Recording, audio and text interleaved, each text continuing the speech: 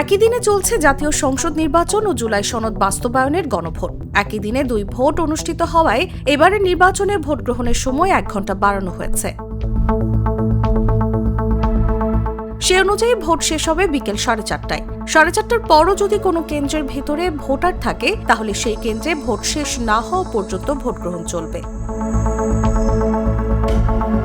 Vote গ্রহণ শেষ হওয়ার পর প্রতিটি কক্ষের ব্যালট বাক্সগুলো প্রার্থীদের এজেন্টদের সামনে লক করেন দায়িত্বপ্রাপ্ত প্রিজাইডিং অথবা সহকারী প্রিজাইডিং কর্মকর্তা। প্রার্থীদের এজেন্টদের সামনে লক করা ওই ভোটের ব্যালট বাক্স ভোট কেন্দ্রের পূর্ব নির্ধারিত গণনা কক্ষে নেওয়া হবে। ভোট গ্রহণের সময় একটি ভোট কেন্দ্রে নারী পুরুষ আলাদা কয়েকটি কক্ষে ভোট অনুষ্ঠিত হলেও ভোট গণনার জন্য একটি কক্ষ নির্দিষ্টভাবে প্রস্তুত করা হয়। সেই গণনা কক্ষে ওই আসনের প্রতি প্রার্থীর একজন করে পোলিং এজেন্ট উপস্থিত থাকতে পারবে। সেই সাথে সাংবাদিক পর্যবেক্ষকরাও উপস্থিত থাকতে পারবেন। তাদের সামনে যে ব্যালট বাক্সগুলোতে ভোট দেওয়া হয়েছে সেগুলো খোলা হবে। এরপর প্রতি কক্ষের ব্যালট বাক্সগুলো একটা একটা করে লক খুলে ব্যালট পেপারগুলো মেঝেতে ঢালা হবে।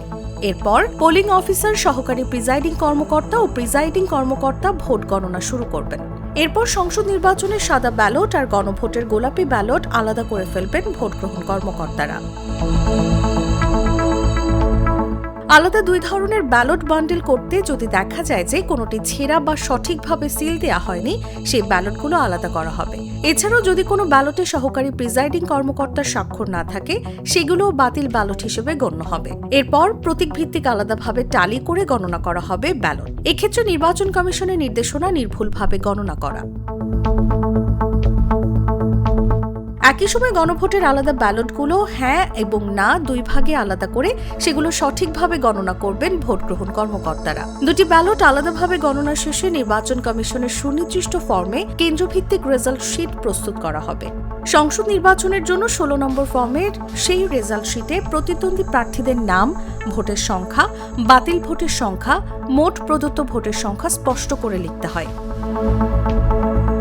এই রেজাল্ট শিটে মোট ভোট সংখ্যা, বাতিল ভোটের সংখ্যা, বৈধ ভোটের সংখ্যা এবং প্রার্থীদের ভোটের সংখ্যা সবকিছুর মোট প্রদত্ত ভোটের সাথে মিল থাকতে হবে। এই রেজাল্ট শিট প্রস্তুত হওয়ার পর তাতে প্রিজাইডিং কর্মকর্তা, পোলিং এজেন্টরা স্বাক্ষর করবেন। এরপর চূড়ান্ত ফলাফলের 7টি সেট প্রস্তুত করতে হয়। সেখান থেকে একটি কপি ভোট কেন্দ্রের নোটিশ বোর্ড কিংবা কেন্দ্রের উন্মুক্ত স্থানে টানিয়ে দেবেন ভোট গ্রহণ কর্মকর্তারা। বাকি সেটগুলোর মধ্যে 2টি সেট কেন্দ্রের ব্যালট ও নির্বাচনী সরঞ্জাম যে বস্তায় রাখা হয়, সেই বস্তার মধ্যে 2টি কপি রেখে বস্তাটি সিলগালা করা হবে। 2টি কপি প্রিজাইডিং কর্মকর্তা হাতে করে নিয়ে যাবেন সংশ্লিষ্ট আসনের রিটার্নিং কর্মকর্তার কাছে। কেন্দ্রের রেজাল্টের আরেকটি কপি প্রিজাইডিং কর্মকর্তা নিজের কাছে রাখবেন। আরেকটি সেট নির্দিষ্ট খামে পাঠিয়ে দেবেন নির্বাচন কমিশনে। এর বাইরেও প্রতিদ্বন্দ্বী প্রার্থীর এজেন্ট, সাংবাদিক কিংবা পর্যবেক্ষকদের কেউ যদি কেন্দ্রের ফলাফলের কপি চান, সেটি তাদের কাছে হস্তান্তর করা হয়ে থাকে। এভাবে বিভিন্ন কেন্দ্রের ফলাফল সংগ্রহ করে নির্বাচনী অংশগ্রহণকারী প্রার্থীরা আনুষ্ঠানিক ফলাফল ঘোষণার আগেই জয় পরাজয় সম্পর্কে একটা ধারণা পেয়ে থাকেন।